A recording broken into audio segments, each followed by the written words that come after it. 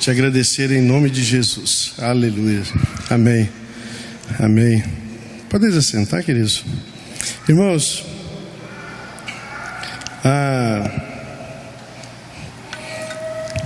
as coisas, né, de Deus, ela é tremenda. E Ele diz na sua palavra que o Espírito Santo dele, né, testifica com o nosso espírito.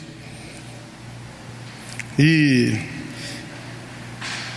eu já compartilhei isso. Deus sabe como que isso às vezes me impacta.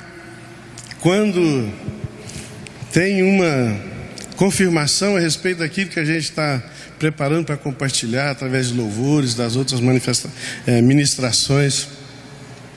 É aquilo que o Reginaldo compartilhou com a gente. Ontem à noite nós fomos no aniversário de um primo meu e foi bastante interessante, bem gratificante mesmo. Aí durante as celebrações lá, as comemorações, ele disse que ele queria compartilhar uma música com a família, né, que estava lá, porque aquela música, apesar de ser antiga e já ter ouvido várias e várias vezes, e ele estava a trabalho num lugar distante, e meu primo é muito metódico, mas muito metódico ao extremo. Para vocês terem uma ideia, ele faz a feira da semana, e ele chega da feira, ele pica as verduras do jeito que ele quer que a esposa dele faz, e já deixa as porções separadinhas ali durante a semana, só para vocês terem uma ideia. E aí ele foi trabalhar, ele foi numa reunião da empresa, eles iam ficar num treinamento lá uma semana, e ele já começou a entrar em crise, porque ficar aquele tanto tempo fora de casa. Aí ele chegou no hotel e falou: não, pelo menos eu vou ficar no hotel, num quarto sozinho, né, tranquilo. Aí ele foi pro quarto, lá pelas tantas chegou o colega de empresa e abriu o quarto, já entrou, já assustou, né? Porque aí o cara falou: não, nós vamos compartilhar aqui esse quarto até o final do curso. E Deus tratou ele assim de uma maneira tremenda. E a música que ele passou pra gente, que ele estava compartilhando, era aquela música do Toquinho, aquela Aquarela. Ela é muito bonita. E tipo assim, ele colocou lá no DVD pra gente assistir lá na sala, lá na televisão dele. E aquela música, né, ela é muito interessante, porque ela começa falando, né, de coisas bonitas, de coisas lindas, né, que você pode colorir, você pode, com um compasso você dá a volta no mundo, com um passo você está na outra América, né? É um negócio bastante interessante. Só que a grande realidade, a mensagem às vezes que ela deixa assim no nosso subconsciente é o final da música, onde ele diz que tudo descolorirá, né? Tudo descolorirá. Então, tipo assim, ele retrata uma coisa linda, fantástica, bacana, mas que vai descolorir. Que vai descolorir. E aquilo que a gente está preparando para compartilhar nesta manhã era a respeito disso. Quantos de nós, muitas vezes, não nos deparamos com situações que os nossos dias se tornam cinzentos? Não é verdade? Quantos de nós nos deparamos com a realidade do nosso dia a dia, que o mundo está sem cor, que descoloriu?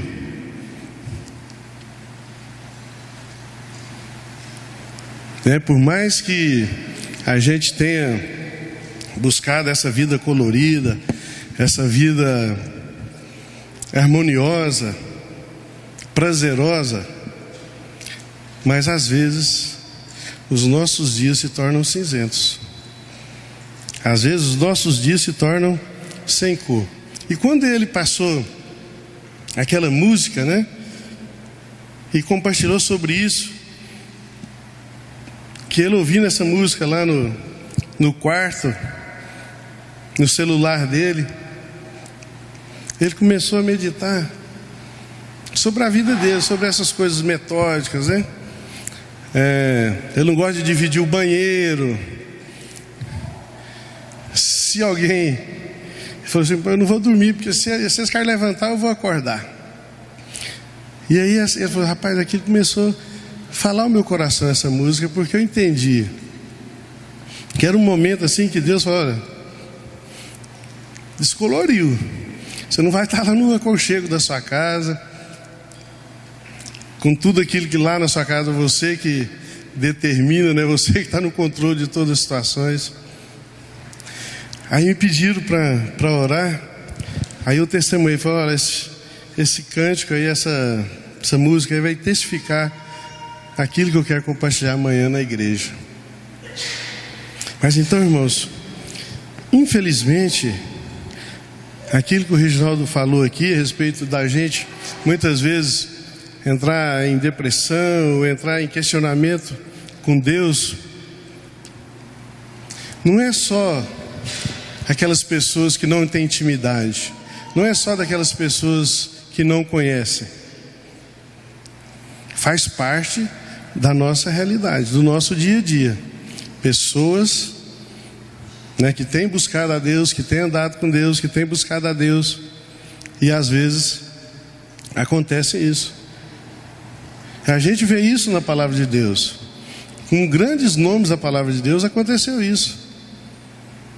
Grandes nomes. Elias, né, depois de ter enfrentado aquela batalha lá contra os profetas de Baal, de repente o homem surtou.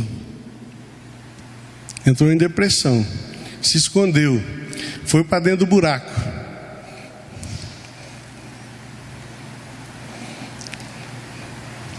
Né? E vários outros, a gente tem vários outros exemplos. Então, nós não estamos isentos de termos alguns momentos da nossa vida sem cor. E isso tem origem e causas diversas, né? Mas a mais frequente delas é o pecado. Por quê? Às vezes é aquilo que o Reginaldo falou. Eu me zango com Deus porque achei que Deus não foi justo comigo. É o pecado do egoísmo, da vaidade. Então, quando o pecado se aloja nos nossos corações, o céu se acinzenta, o vigor diminui, a alegria e a fertilidade se estagna, para, a gente deixa de ser alegre. O salmista Davi tem vários exemplos nas nossas vidas, né, que, segundo a palavra de Deus, era um homem segundo o coração de Deus. Mas Davi sentiu isso. Tem um salmo que diz: olha, restitui-me a alegria da tua salvação. Davi tinha cometido pecado, e aí os dias dele se tornaram cinzentos, a vida dele se descoloriu, se entristeceu, parou de ser fértil. E ele, reconhecendo isso, então ele chega diante de Deus e fala: olha, restitui-me a alegria da tua salvação. Restitui-me a alegria da tua salvação. E às vezes a gente tem perdido essa alegria sem saber o que fazer. O que nós temos que fazer é a mesma coisa quando nós estamos doentes. Quando a gente fica doente, o que é a primeira coisa que a gente faz? Pede ajuda, vai para o médico. Não é verdade? A gente fala com a esposa, fala com o esposo, fala com os amigos, fala: ore por mim. Então é necessário a gente pedir essa ajuda.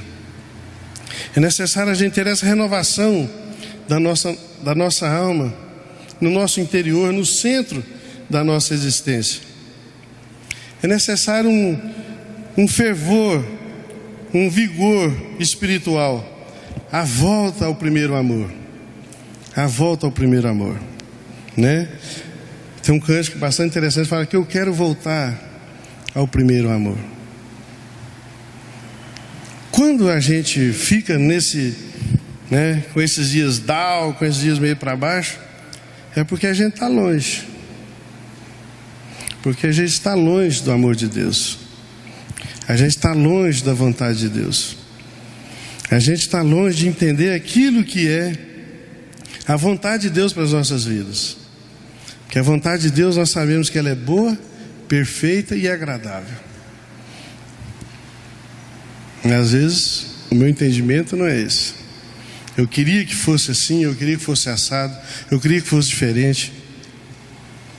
Aí realmente meus dias se tornam cinzentos. Mas quando eu reconheço isso, que eu preciso voltar ao primeiro amor, eu quero abrir as nossas Bíblias lá em 2 Crônicas, capítulo 7, versículo 14, que Deus está mostrando para a gente como que a gente deve fazer isso, como nós devemos sair dessa situação. 2 Crônicas 7, 14 diz o seguinte: se o meu povo, que se chama pelo meu nome, se humilhar, orar e me buscar, e se converter dos seus maus caminhos, então eu os ouvirei dos céus e perdoarei os seus pecados e sararei a sua terra. Aleluia. Isaías capítulo 1, se não me engano 18 e 19, diz o seguinte: se quiserdes e me ouvirdes, comereis o melhor dessa terra. Mas se fordes rebeldes, se recusardes, serão devorados pela espada. Tem outro texto bastante interessante também, que diz o seguinte: olha, quando você clamar, quando você levantar a sua voz, eu não os ouvirei. Eu não os ouvirei, porque vocês não estão ouvindo a minha palavra, vocês não estão ouvindo os meus conselhos. Então, quando você me buscar, quando você orar, eu não vou te ouvir. Mas se a gente quiser, nós comeremos o melhor dessa terra. Literalmente, irmãos, em todas as situações, em todos os sentidos. Como o Reginaldo falou, a palavra de Deus é simples, nosso Deus é simples, e nós complicamos, nós queremos reinventar a roda a todo momento. Você quer comer o melhor dessa terra? Você quer o bem dessa terra? Você quer que tudo te vá bem? Honra teu pai, honra tua mãe. Quer comer o bem dessa terra? Ouve a Deus, escuta a Deus. Quer sair dessa situação adversa, desses dias cinzentos? Busque a Deus.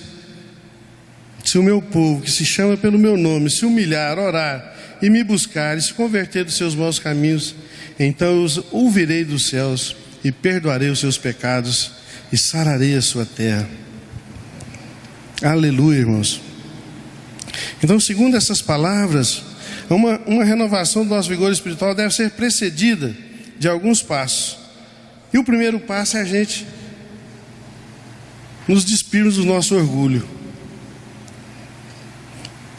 O orgulho é um dos pecados mais antigos. Portanto, nós podemos afirmar que o orgulho está na base de toda a cadeia do pecado.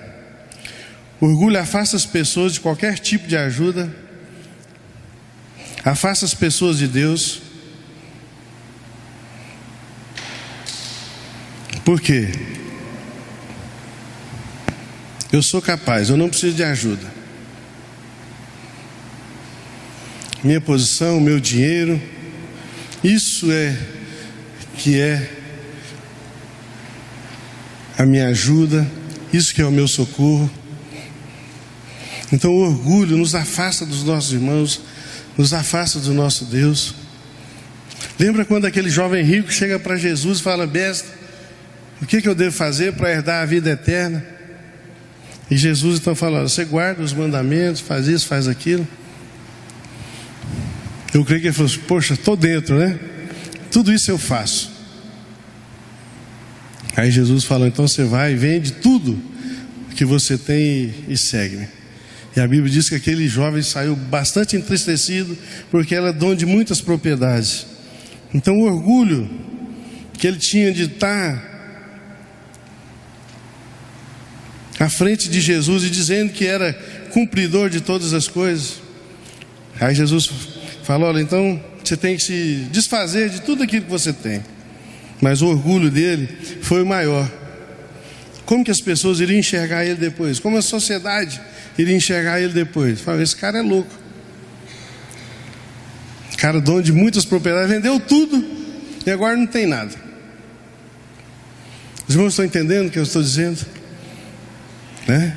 Então o orgulho, primeira coisa que nós temos que tirar da nossa vida é o orgulho. Então a primeira dose do remédio prescrito pelo médico dos médicos é essa: humilhe-se, reconheça-se e submeta ao senhorio de Jesus. Vamos abrir lá em Tiago 4:10. Tiago 4:10.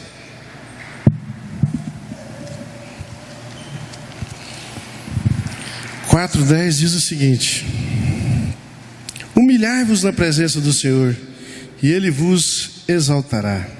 Aleluia. Primeiro passo, irmãos, é reconhecermos o nosso orgulho e nos humilharmos diante de Deus. O segundo passo é nos curvarmos na presença desse Deus. E curvar-se literalmente é a gente se prostrar diante dele. É nos apresentarmos diante dele com um coração puro, simples.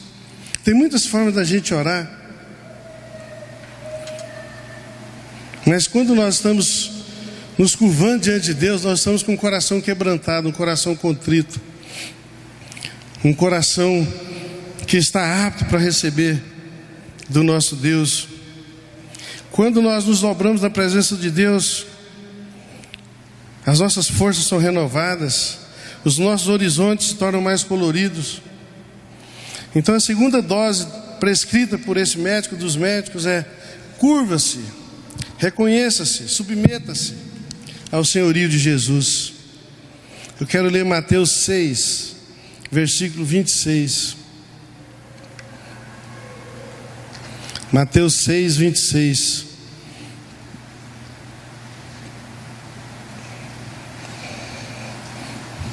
Perdão, Mateus 6, 6. Mateus 6, 6.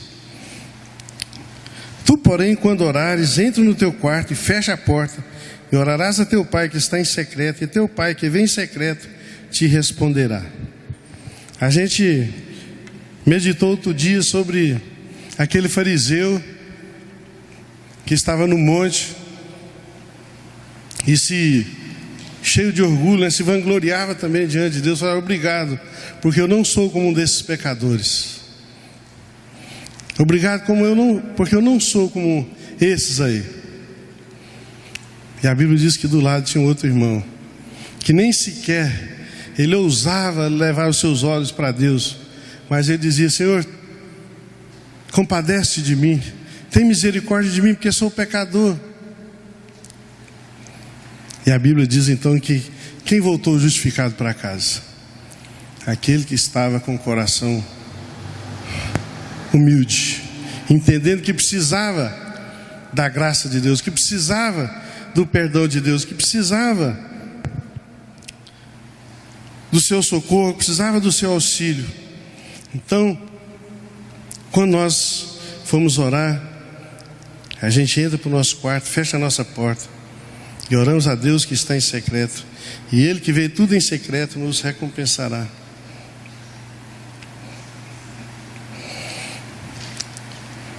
Outro aspecto, irmãos, que nós temos que fazer para a gente sair desses dias sombrios, sair desses dias sem cor,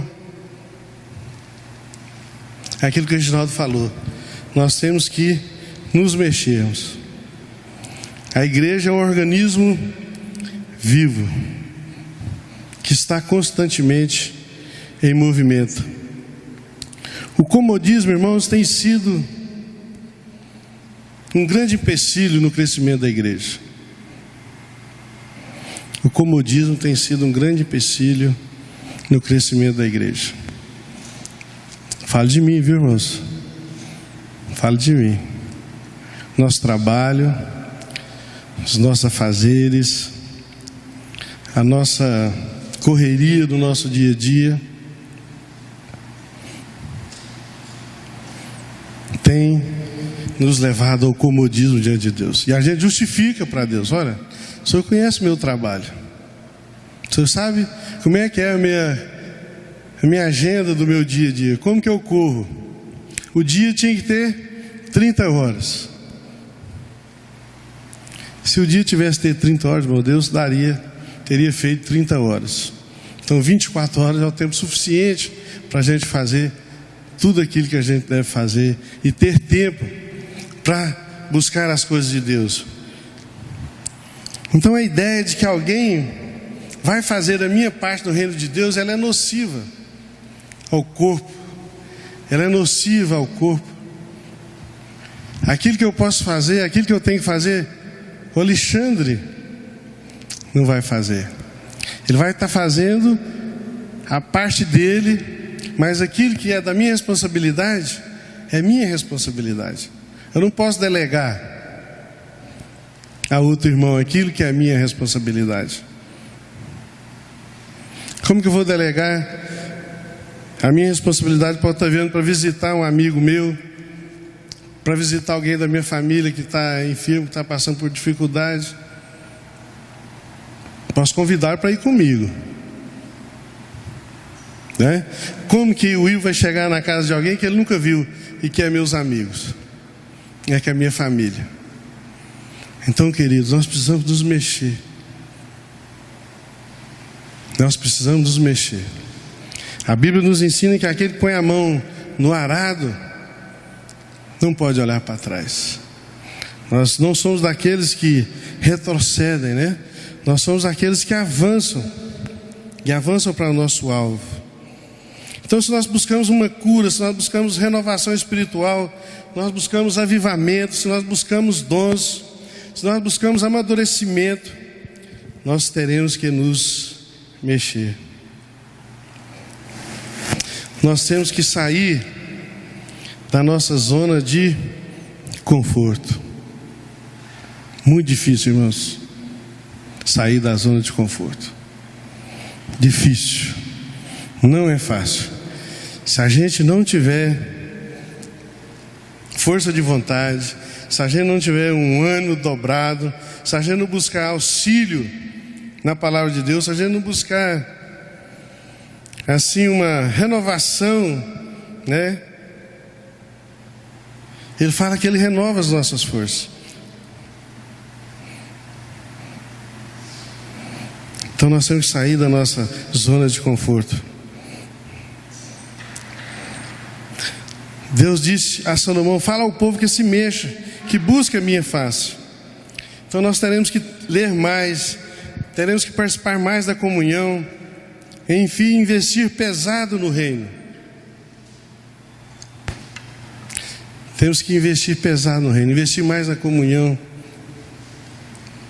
No domingo, né, a gente tem que estar disposto nesse momento de comunhão, estar participando mais das coisas da igreja. Às vezes, por esse comodismo, a gente tem vindo fazendo assim o básico, vir na igreja aos domingos, e depois disso a gente chega lá, pega essa palavra, põe lá no nosso armário, no nosso arquivo, na nossa mesa lá do escritório, e a gente vai pegar ela somente no outro domingo.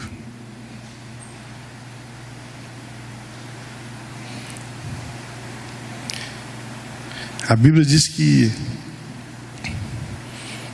Paulo fala que aquilo que eu queria fazer eu não faço, e o que não queria fazer, isso eu faço. Então nós temos que ter esse entendimento, né? Dessa luta da nossa carne, que a nossa carne quer comodidade, a nossa carne quer que nós continuemos na nossa zona de conforto, porque nós estamos cansados, porque nós trabalhamos o dia todo, nós chegamos tarde em casa, nós chegamos exauridos. Investir pesado na comunhão.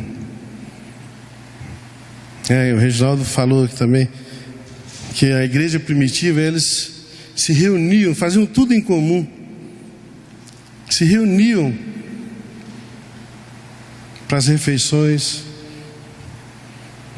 estavam juntos para orar, para buscar a presença de Deus, né? E o salmista, lá no Salmo 133, ele diz: olha, como é bom e agradável que os irmãos vivem em união. Nesse momento Deus ordena a bênção e a vida para sempre. E muitas vezes a gente não quer ter esse momento de comunhão, a gente não quer ter esse momento de intimidade uns com os outros. Por quê? Por causa do meu comodismo. Quero chegar, quero ficar mais tempo em casa, quero dormir até mais tarde. Isso não vai parar, irmãos. Isso vai ser sempre essa luta da nossa carne contra o nosso espírito. E o que a gente tem que alimentar? Se a gente então não buscar essa palavra, se a gente não buscar esse momento de comunhão, de intimidade, nós vamos estar alimentando mais a nossa carne. Aí, consequentemente, mais comodismo. Consequentemente, mais você se trancando dentro de você. Então, se nós buscamos, né, essa cura, se nós buscamos esses dias coloridos, nós temos que nos mexermos. E o último aspecto, irmãos, que eu quero abordar nessa manhã é se buscamos essa mudança, se buscamos transformar, esses dias cinzentos, descoloridos, em dias coloridos, em dias prósperos, nós temos que mudar. É absolutamente necessário que nós mudemos. Fácil mudar, irmãos? Não é. Mudança de hábito? Não. Quem tem minha idade aí, na faixa dos 40 anos, né? Você vai ao médico, primeira coisa que o médico faz: o que é que você faz atividade física? Como é que é a sua alimentação? O que o médico fala? Tem que mudar, não é verdade? Tem que caminhar, tem que exercitar, tem que sair da zona de conforto. As pessoas às vezes falam comigo: você está fazendo regime? Aí eu brinco: rapaz, gordo entra de regime uma vez só na vida, nunca mais sai. Toda vez que você me perguntar, eu estou de regime. Mas gordo entra de regime uma vez só, não é não, Saulinho? Tento às vezes incrementar. A gente sabe que é bom para a nossa saúde. Outro dia eu até compartilhei aqui que eu estava com a Neide, a gente estava com o rádio ligado e falando lá dos horóscopos. Aí o cara falando: não, quer ter uma vida saudável, quer ter uma qualidade de vida excelente, faça atividade física. Desliga o rádio, está de brincadeira. Mas é isso. Então, tipo assim, nós temos que mudar, mas não é fácil, irmãos, é difícil, né? Você faz assim, às vezes, um esforço sobre-humano durante a semana. Aí chega o final de semana, o irmão te convida, um aniversário, você vai almoçar na casa de um, na casa de outro, tarará. Mas nós temos que mudar, tanto na nossa vida espiritual quanto na nossa vida secular. Temos que mudar. Às vezes você acha que está tudo bem, que você não precisa de mudança. Aí eu digo: aí que você está precisando de mudar, né? Paulo fala: olha, aquele que pensa que está de pé. Eu não falo nem aquele que está de pé, não. Aquele que pensa que está de pé, tome cuidado. E às vezes a gente fala: não, eu não preciso de mudança, eu não preciso de mudar, porque eu sou isso, eu sou aquilo, eu sou assim, eu sou assado. Mas é absolutamente necessário que nós mudemos. Então, portanto, se nós queremos ver e termos dias melhores, voltarmos a sorrir, voltar a ver as cores e sentir a vida brotar no nosso interior, temos que mudar. Não basta simplesmente a gente orar, jejuar, mas é preciso agir. Outra coisa que a gente escuta muito no consultório médico: mudança é atitude. Mudança é atitude.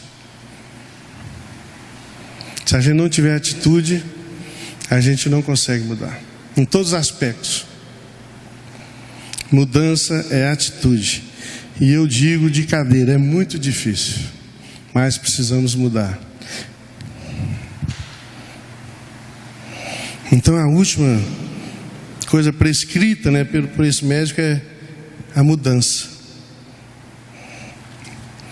A primeira é nos humilharmos. A segunda é nos curvarmos na sua presença.